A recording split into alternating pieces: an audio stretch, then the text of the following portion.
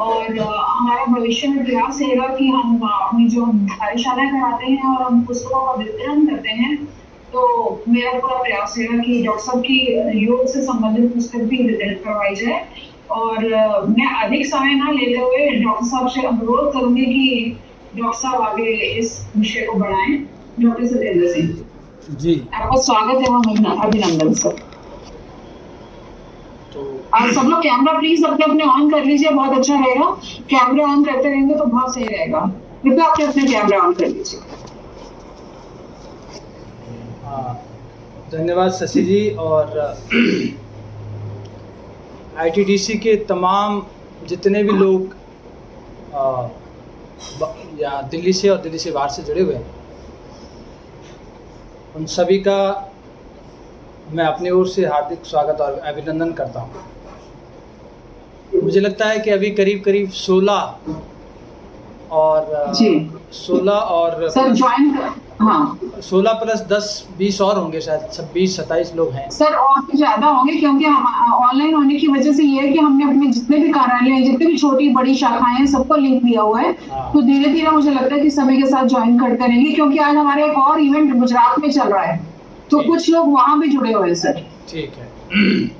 हाँ जी सर। तो हमें ये जो समय मिला है, हम इसमें कुछ कंक्रीट बातें करेंगे। और जैसे कि शशि जी ने बताया कि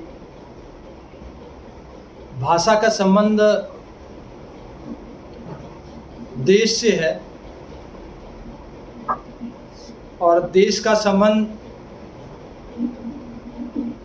देश के संविधान से भी है। देश के संविधान का संबंध अनुशासन से है, प्रशासन से है, कार्यपालिका से है, विधायिका से है, न्यायपालिका से है, खबर पालिका से है, जिसको हम फोर्थ स्टेट कहते हैं। 4 स्तंभ जो देश के पूरी व्यवस्था को चलाने के होते हैं। भाषा का संबंध उससे भी है, राजभाषा का संबंध भी उससे है। जिस तरह से देश का जो प्रियम्बल है वो कहता है, यहीं से मैं फिर योग की तरफ भी ले जाऊंगा आपको। प्रियम्बल कहता है, we the people of India having solemnly resolved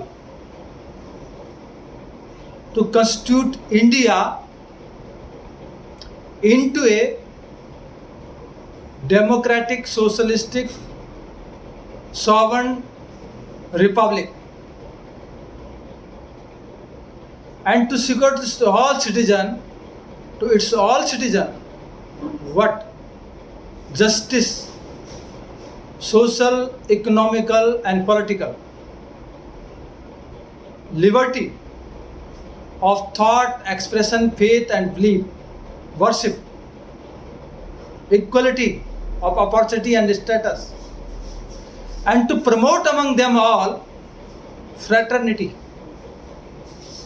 ensuring the unity of India, unity and strength, sovereignty of India, unity and sovereignty of India, and dignity of individual. इन शब्दों की गहराई, इन शब्दों का सार कहीं न कहीं भारत की एकता और अखंडता का योग है। भारत की सामाजिक, सांस्कृतिक संस्कृति का योग है। भारत की संप्रभुता और संस्कृति का योग है। भारत जो भा का मतलब होता है ज्ञान, रथ का मतलब जो ज्ञान से इनग्रोस्ड है, जड़ा हुआ है, ज्ञान से जिसको सजा रखा है, उसको भारत कहते हैं, उसको भारत कहा जाता है। और जब हम सरकारी सेवा में जाते हैं, राष्ट्रपति बनते हैं, प्रधानमंत्री बनते हैं, जज बनते हैं, मिनिस्टर बनते हैं, सीएमडी बनते हैं, कोई आईएएस आईपीएस जो भी बनते हैं, इंजीनियर, डॉक्टर, साइंटिस्ट कुछ भी बनते हैं, या कर्मचारी, अधिकारी कुछ भी बनते हैं, तो वे एक शपथ पत्र पर साइन करते हैं और उस शपथ पत्र में हम कहते हैं I do swear solemnly affirm that I will be faithful and bear the allegiance to India and to the Indian Constitution as by law established. That I will be upholding the unity and integrity of India. Unity and integrity of India. That I will carry out the duty of my office honestly, dedicatedly and impartially.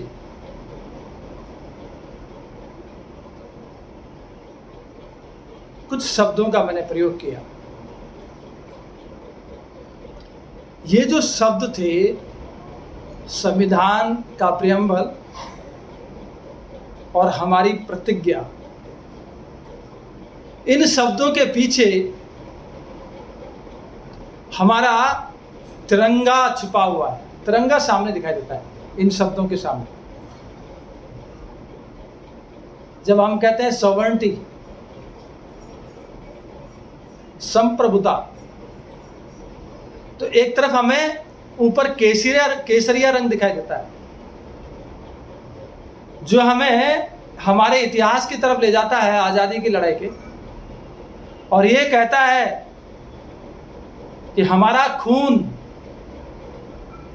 जब विदेशी हम पर आक्रमण करे, जब विदेशी हमारी संस्कृति को मिटाने की कोशिश करे, जब विदेशी हमारे अस्तित्व पर कोई हस्तक्षेप करने की कोशिश करे, तो वो केसरिया कहता है कि तुम्हारी भुजाओं में, शरीर का ये जो भाग है, तुम्हारी भुजाओं में वीरता, शौर्यता, ताकत, हिम्मत, हौसला, जोश होना चाहिए देश को बचाने के लिए, संस्कृति और सभ्यता को बचाने के लिए,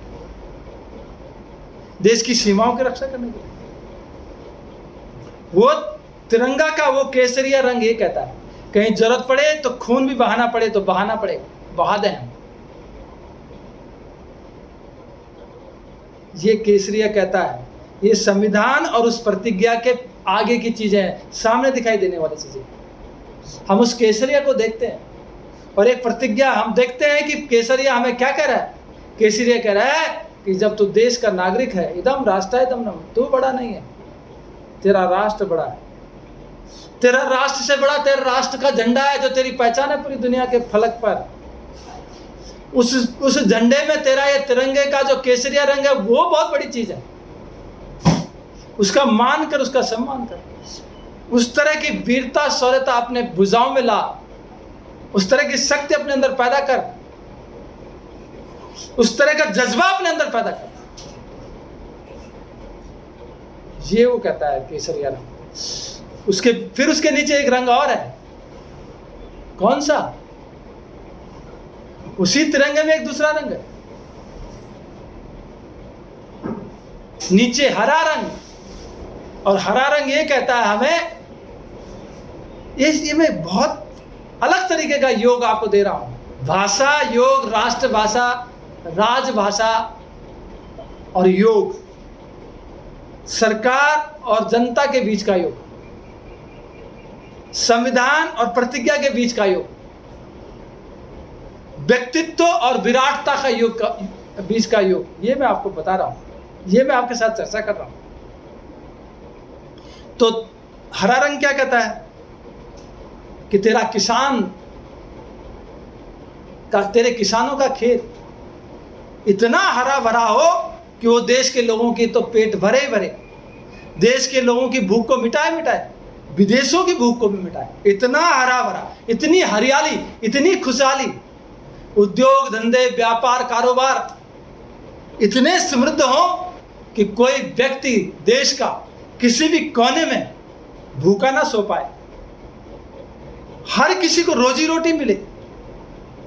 यह है उस तिरंगे का वो हरा रंग। जो एक अलग से कहता है, बिना बोलते बहुत सारी चीजों को कहता है। तिरंगे का हरा रंग, हरा रंग कहता है सबको रोजगार मिलना चाहिए, सबको भोजन मिलनी चाहिए, सबको स्वास्थ्य मिलना चाहिए, सबको समृद्धि मिलनी चाहिए। ये तिरंगा रंग है। और फिर इन दोनों के होते हुए ऐसा नहीं है कि अगर केसरिया कहता है कि तुम आग बबूले हो जाओ देश की रक्षा के लिए, अगर केसरिया ये कहता है, और हरा रंग कहता है कि समृद्धि ले आओ, विकास ले आओ, ऊंचाइयां छुओ, लेकिन इनके बीच में एक तालमेल बिठा के रखो। और तालमेल किस चीज का बिठा रखो? फिर है सफेद रंग। सफेद रंग कहता है कि शांति प्रिय तरीके से, शांति प्रिय तरीके से चीजों को हैंडल करो। समृद्धि लानी है तो शांति प्रिय तरीके से लाओ, विकास लाना है तो शांति प्रिय तरीके से लाओ, हरियाली लानी है खेतों में तो शांति प्रिय तरीके से लाओ, सिंचाई खेतों को देनी है तो शांति प्रिय तरीके से लाओ। साधनों को तरीके से इस्तेमाल करो, ये कहता है वो रंग। अगर हमारे देश के लोग, सारे नेता अभिनेता, सबके सब नागरिक, साधारण नागरिक, अधिकारी, कर्मचारी, सबके सब अगर इस तिरंगे के इस रंग को इस रूप में देखना शुरू कर देंगे तो देखना क्या होने वाला है। Just see the scenario of India, देख लेना आप क्या होगा इसका। ये बात नहीं है, ये विषय है और गंभीर विषय है, आसानी से समझा जाने वाला विषय है, आसानी से समझाया जाने वाला विषय है, हर किसी की समझ में आएगा। तो शांति, अहिंसा, परमो धर्म, इस देश के, अगर मैं गुरु नानक की बात करूं, गुरु नानक हमारी वाणी है। गुरु नानक के माध्यम से विश्व मानवता का एक जबरदस्त योग संदेश है। एक नूर ते सब जग उपजा, कोई भला कोई बुरा।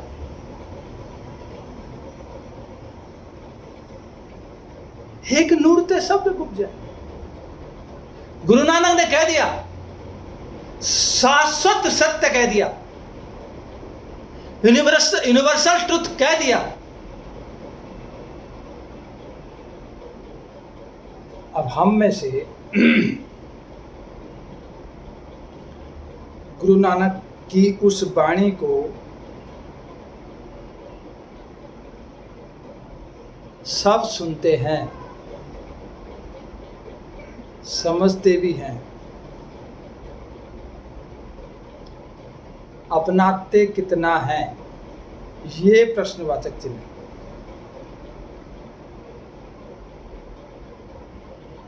एक नूर ते सब जग उपजे। कश्मीर से लेकर के कन्याकुमारी तक, कच्छ से लेकर के कामरूप तक विभिन्न भाषाएं हैं, विभिन्न संस्कृतियां हैं, विभिन्न सभ्यताएं हैं, विभिन्न रीति रिवाज हैं, विभिन्न तरह की प्राकृतिक संपदाएं हैं।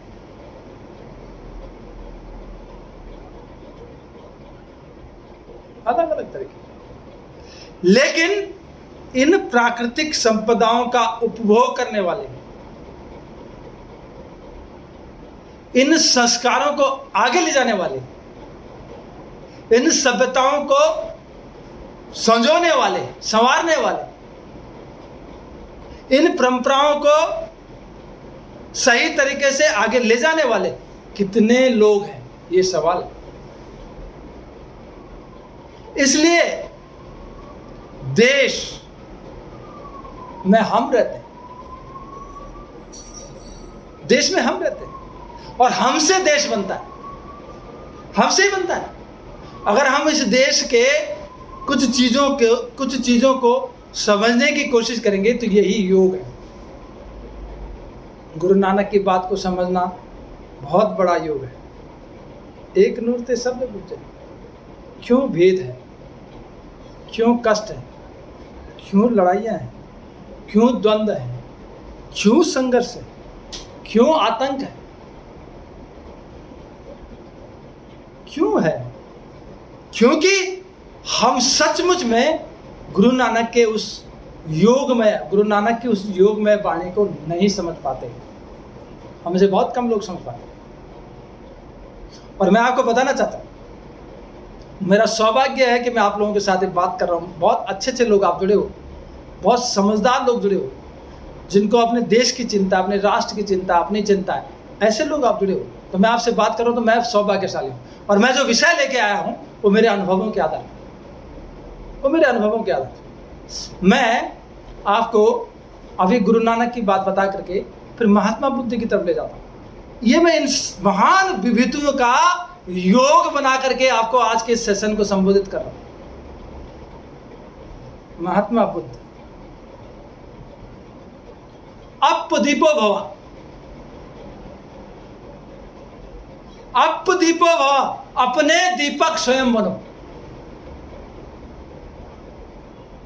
अब जब कहा महात्मा बुद्ध ने अपने दीपक स्वयं बनो, अपना उजाला स्वयं बनो, आपके चारों तरफ आपका जीवन है, आपका अतीत आपका जीवन है, आपका भविष्य आपका जीवन है, आपका इस तरफ परिवार है, इस तरफ दफ्तर आपका जीवन है, और चारों दिशाओं में कहीं समाज आपका जीवन है। अपदीपो भव, अगर आप उस प्रतिज्ञा को याद करते हो जिसको मैंने अभी रिसाइट किया, अपहोल्डिंग द यूनिटी और इंटीग्रिटी ऑफ इंडिया, बुद्ध की वाणी और गुरु नानक की वाणी upholding the unity and integrity of India का बैकग्राउंड है, उनका संदेश है। गुरु नानक का संदेश है कि देश की एकता और अखंडता को ऊपर रखना। देश की अखंडता एकता तब ऊपर रहती है जब मैं लड़ता नहीं हूं किसी भी वजह से,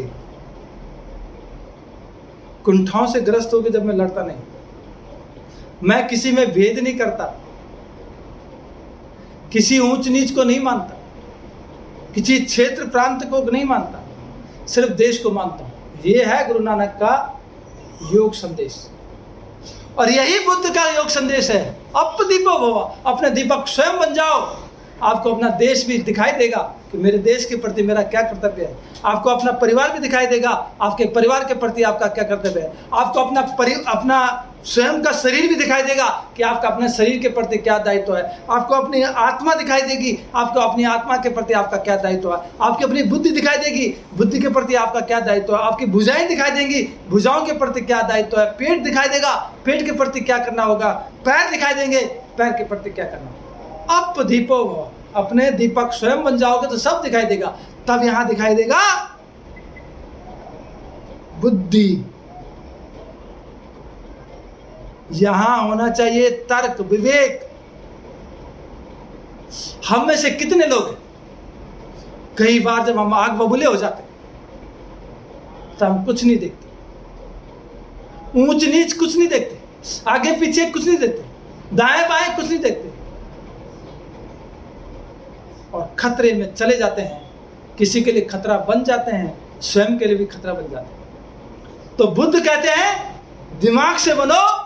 WHO भी, वर्ल्ड हेल्थ ऑर्गेनाइजेशन भी कहता है a person need to be mentally alert. Mentally alert, a person need to be physically fit, a person need to be emotionally balanced and contented। ये WHO की परिभाषा, वर्ल्ड हेल्थ ऑर्गेनाइजेशन कहता है कि एक व्यक्ति, क्योंकि जॉनसन ने कहा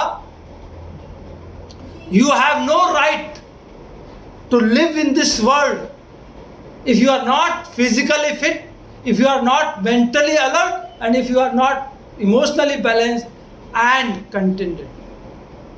फिजिकली निम्बल नहीं हो आप, मेंटली अवेयर नहीं हो आप, शारीरिक रूप से फिट नहीं हो आप, आपकी भावना आपके कंट्रोल में नहीं रहती, तो you have no right to live this world. आपको इस दुनिया में जीने का अधिकार नहीं, ये जॉनसन ने कहा। और शरीर माध्यम खलु धर्म साधनम, यही शरीर धर्म के पालन करने का सबसे बड़ा साधन है। सबसे बड़ा साधन है यही शरीर। शरीर माध्यम खलु धर्म साधन। शरीर ये सही नहीं है तो आप क्या देश की रक्षा करोगे? अगर ये शरीर नहीं सही है तो आप कैसे अपने दफ्तर का काम सही तरीके से कर सकते हो? ये शरीर नहीं है तो आपके घर की देखभाल आप कैसे अच्छे से कर सकते हो? आपका शरीर ठीक नहीं है तो आप समाज के साथ कैसे अच्छा व्यवहार कर सकते हो? तो शरीर माध्यम खलु धर्म साधन। इसलिए बुद्ध और नानक की बात मैं कह रहा हूं, नानक कहता है एक नूर ते सब जग उपजा। सबसे पहले आप अपने विचार को शुद्ध करो। आप अपने विचार को शुद्ध कर दो।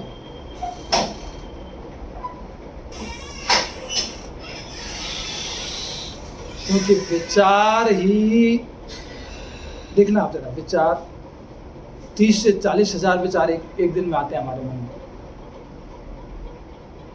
30 से 40 हजार विचार। उसी समय विचार आएगा, कहां है तू? क्या कर रहा है तू? किसके लिए कर रहा है? क्यों कर रहा है? क्या मिलेगा इसका परिणाम? ये विचार भी आता मन में। जब हम कोई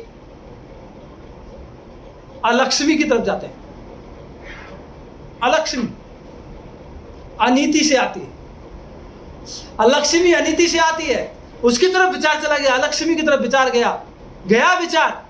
अब क्या होना है इसका परिणाम देखेगा। अलक्ष्मी, लक्ष्मी, महालक्ष्मी।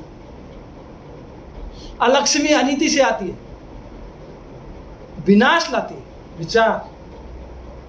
अगर इस विचार को प्यूरिफाइड कर लो, महात्मा बुद्ध के संदेश से जोड़ दो, गुरु नानक के संदेश से जोड़ दो, तो क्या होने वाला है? अलक्ष्मी अनीति से आती है, विनाश लाती है। लक्ष्मी नीति से आती है। लक्ष्मी नीति से आती है, अनीति से नहीं आती नीति से है। लक्ष्मी विलास लाती है। विलास का मतलब क्या समझते हो? प्रॉस्पेरिटी। विलास का मतलब प्रॉस्पेरिटी। लेकिन महालक्ष्मी कैसे आती है? बहुत अद्भुत है। महालक्ष्मी आती है नीति से, प्रीति से और रीति से, और महालक्ष्मी विकास लाती है। महालक्ष्मी विकास लाती है। अब यही 40-50 हजार विचार में से एक आता है कि जो तू कमा रहा है अनीति से, ये निश्चित रूप से विनाश लाएगा तेरा। ये विचार मन में आ गया तो महात्मा बुद्ध की बात सामने आ गई। आप दीपो भवा, अपने दीपक स्वयं बने तो ये अंधेरे को क्यों आने दे रहे हो अपने पास? ये विचार। और अगर विचार आया नीति से कमाना है लक्ष्मी, तो विलास आएगा घर में। क्या नहीं आएगा? देखो, मकान होगा, 2 बेडरूम का हो सकता है, 4 बेडरूम का हो सकता है, 6 बेडरूम का हो सकता है, यहां हो सकता है, दूसरी जगह भी हो सकता है। गाड़ी होती है, हो सकती है, कार हो सकती है लक्ष्मी से। लेकिन आपने कभी देखा कि आपकी करोड़ों की कार चलाने वाला पैदल आता है? आपके करोड़ों रुपयों की रक्षा करने वाला खुद कभी कभी भूखा रहता है। कितनी विडंबना है ये भी। आप ये देखो, ये क्या है? ये क्या है? ये डिसबैलेंस है। लेकिन नहीं, विचार उसके मन में भी आता है, लेकिन उसकी अपेक्षाएं ज्यादा नहीं होती, इसलिए ज्यादा दुखी नहीं रहता वो। जो आपकी करोड़ों की कार चलाता है, स्वयं पैदल आता है, करोड़ों की बिल्डिंग की रखवाली करता है, संपत्ति की, खुद भूखा रह जाता है, करोड़ों रुपए की आपके बिल्डिंगें बनाता है, खुद झुग्गी झोपड़ी में रहता है, ऐसा भी है। लेकिन खैर, ये विचार है, सकारात्मक विचार, नकारात्मक विचार, सृजनात्मक विचार। ये विचार आया शशि जी के दिमाग में, उनके मन में एक विचार आया। जून का महीना चल रहा है, अंतर्राष्ट्रीय योग दिवस मनाए जा रहे हैं। अभी मैं इस महीने में कम से कम 6-7 जगह में इसी कार्यक्रम के लिए मेरे को आमंत्रण है। अभी मैं कर चुका हूँ CBWD के कार्यक्रम। जिसमें उनके लाखों लोग देश भर से जुड़े थे। उस कार्यक्रम को हमने किया।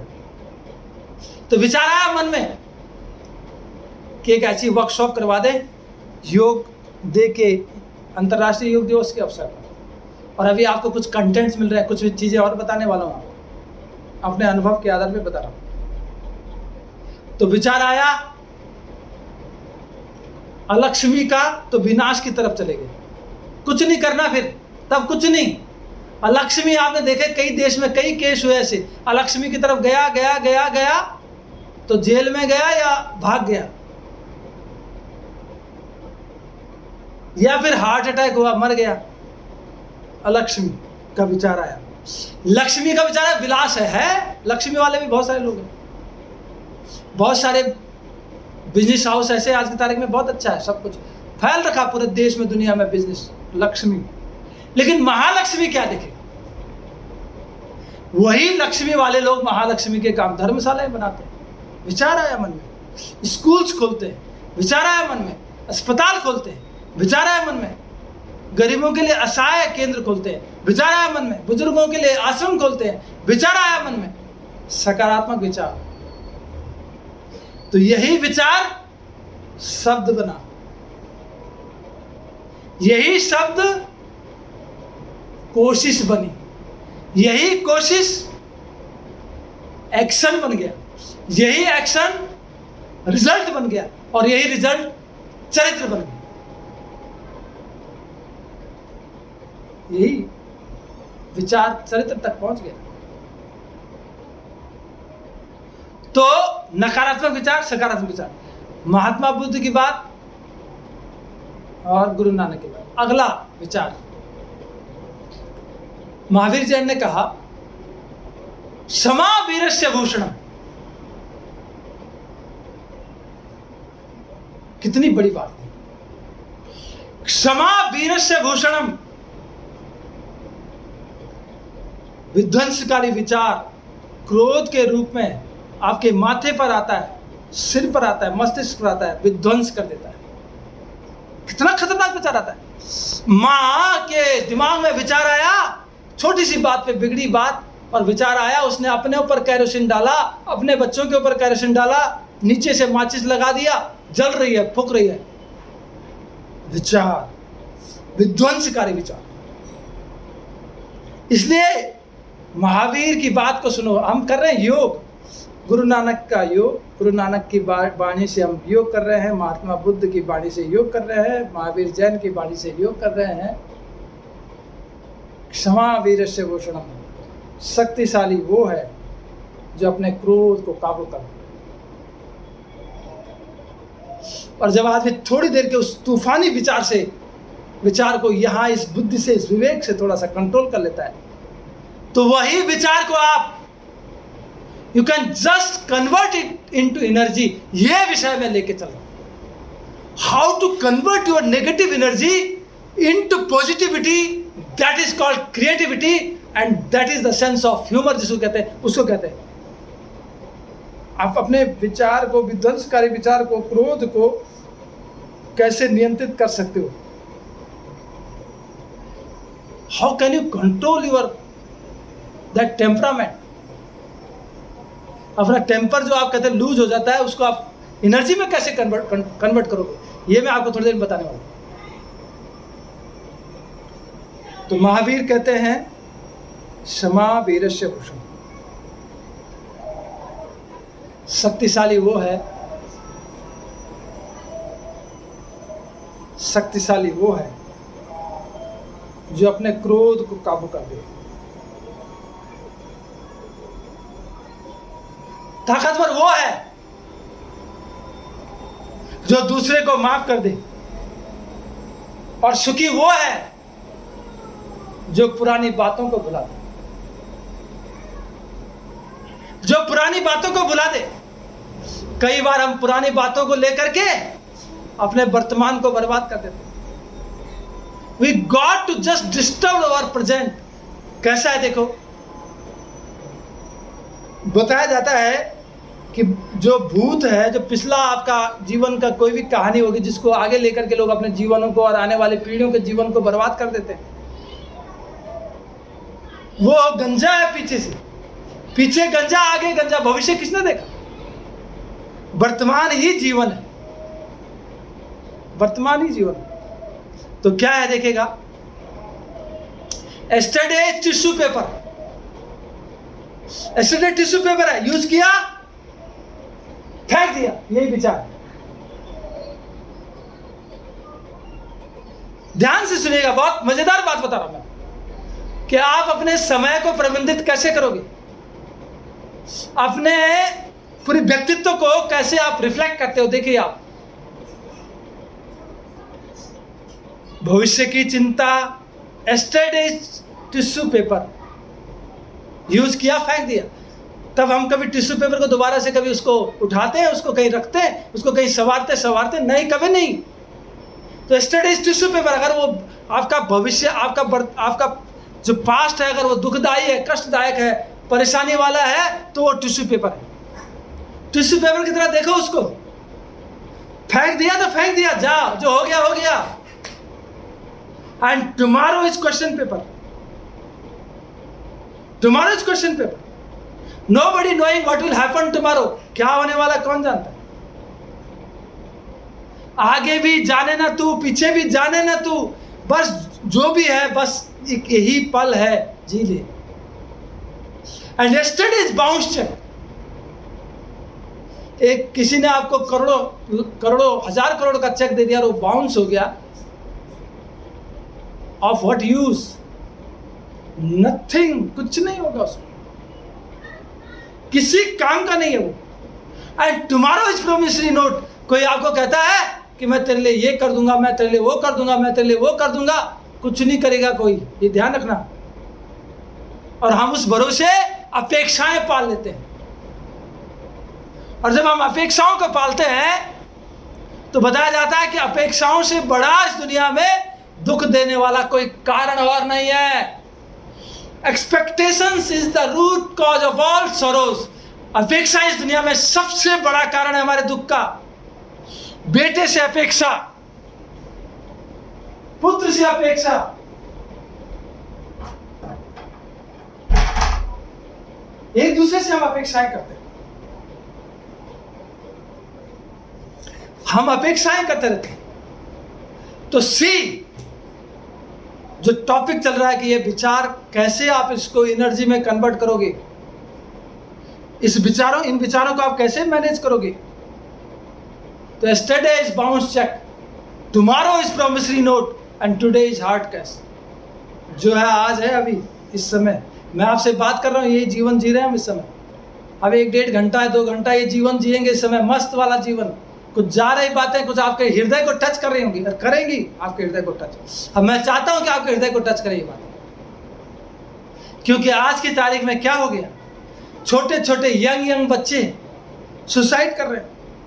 आज की तारीख में क्या हो रहा है, 40 साल के नीचे के बच्चों की हार्ट अटैक की जो उसका ग्राफ है वो ऊपर जा रहा है। डायबिटीज का हमारा देश हब बन गया है, राजधानी बन गया है, ब्लड प्रेशर हाई होने का राजधानी बन गया है। What we need to do this, to do this time, हम क्या करें यहाँ पर, हमें कौन बताएगा, कौन हमारा ऐसा है। अब देखो, गुरु नानक के लिए आपको गुरुद्वारा में जाना पड़ेगा उनको समझने के लिए, बुद्ध को समझने के लिए आपको बौद्ध मंदिरों में जाना पड़ेगा, महावीर को समझने के लिए आपको जैन मंदिरों में जाना पड़ेगा।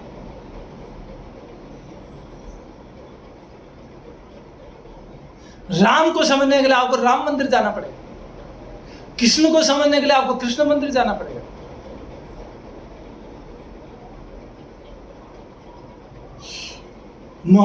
प्रॉफिट मोहम्मद को समझने के लिए आपको मस्जिद जाना पड़ेगा, यीशु मसीह को समझने के लिए आपको गिरजाघर जाना पड़ेगा।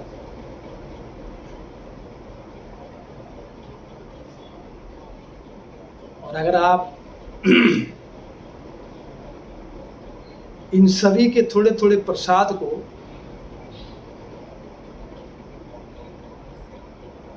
समझ लें,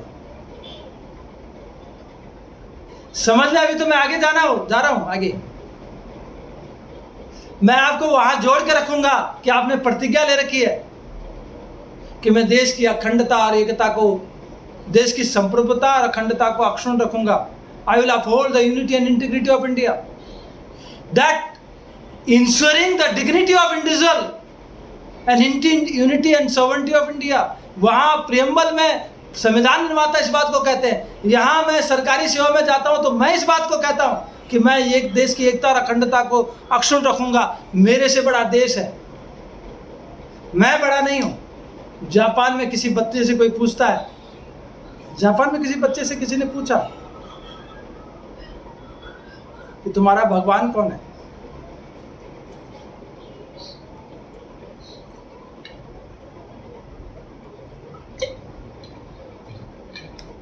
तो बच्चे ने जवाब दिया,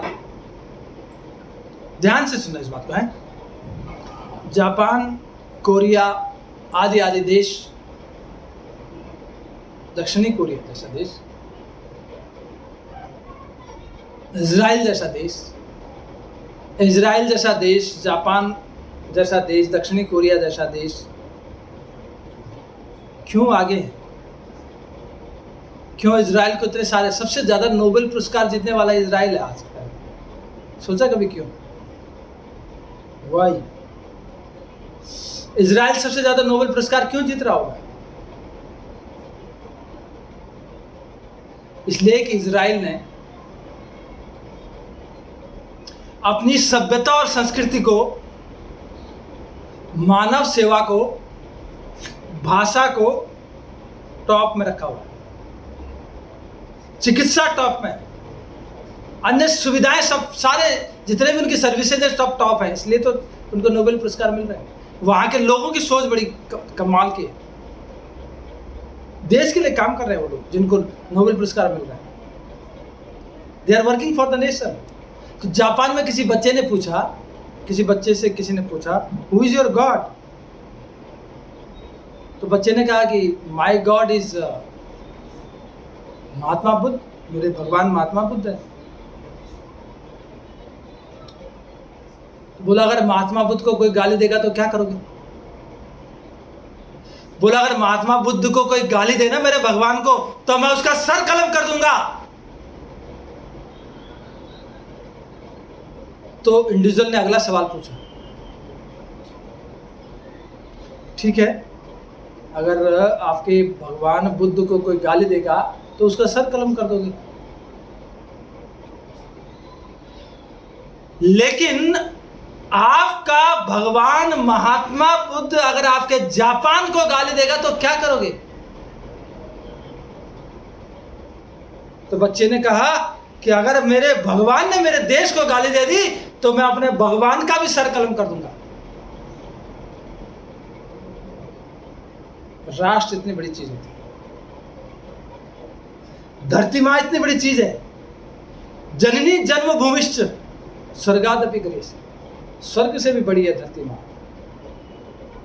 तो धरती मां, राष्ट्र, राष्ट्र का झंडा, राष्ट्र का तिरंगा, राष्ट्र का चिन्ह, राष्ट्र की सारी चीजें, राष्ट्र का गान, राष्ट्र का गीत, राष्ट्र का कुछ भी, राष्ट्र का, हमारे तिरंगे को कोई तरह सा थोड़ा सा कोई उसका अपमान करे तो हमारी, हमें से बहुत सारे, सबकी नहीं लेकिन ज्यादातर लोगों का खून खौल जाता है, ज्यादातर लोगों को खून खौल, क्योंकि कहीं ना कहीं हमारे अंदर वो राष्ट्र भावना है, कहीं ना कहीं वो संविधान के प्रियम्बल की बात हमारे जहन में है, कहीं ना कहीं वो जो शपथ हमने ले रखी वो है, लेकिन उस शपथ को, उस जो हमारे वो जो जहन में, उसको रिफ्रेश करने के लिए हमारे पास रिफ्रेश बटन नहीं है। रिफ्रेशिंग चाहिए, जैसे आप कंप्यूटर खोलते हो तो आप रोज नए कंप्यूटर को, अपने कंप्यूटर को खोल करके उस रिफ्रेश करते हो उसको, ऐसे रिफ्रेशिंग के लिए हमें ऐसे वर्कशॉप की जरूरत हमेशा रहेगी, हमेशा है। It is needed to be refresh करना पड़ेगा। तो तब हम चलते हैं फिर आगे कबीर की बात पर। योग समत्वम योग उच्यते, ये जो मैं इन महात्माओं का नाम, अपने देश के इन महात्माओं का नाम ले रहा हूं,